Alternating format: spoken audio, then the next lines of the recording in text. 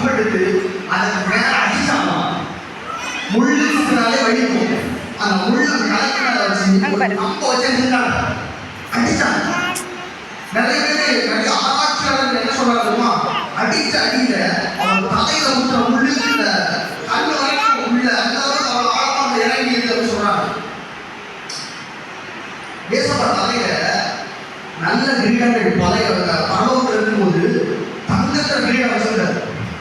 ஆனா உங்களையும் என்னையும் மீட்டெடுத்து கொடுக்கறதுக்காக, நீங்கள் நான் நல்லா வாழ்ந்ததுக்காக ஏசப்பா தலையில முழு கிரீடத்தை வச்சு அதுக்கு நான் அடிச்சாங்க. எவ்வளவு அடிச்சது தெரியுமா? தலையெல்லாம் நக்காம அடிச்சு அப்படிதானே எவ்வளவு பண்ணாங்க. அதுக்கு என்ன பண்ணாங்க தெரியுமா? ஏசப்பாவை அவரை ஒரு இடத்துல கட்டி வச்சு ஒரு கைப்பிடி இருக்கும், அதுல 12 வாரம் இருக்கும். எந்த வாரம் இருக்கும்?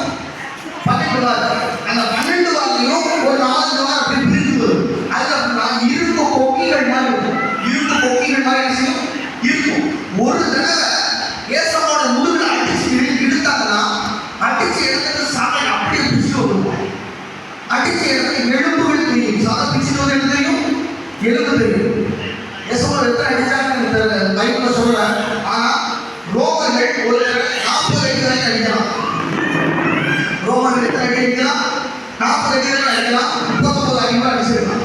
ஆனா அடித்த இடங்கள் எல்லாம் என்ன ஆகப்பட்டதுன்னா, ஏசப்போ அடிச்சு இழுக்கும் போது ஒவ்வொரு அடிக்கும் சதைகள் முதுகிலிருந்து பிக்கப்பட்டது.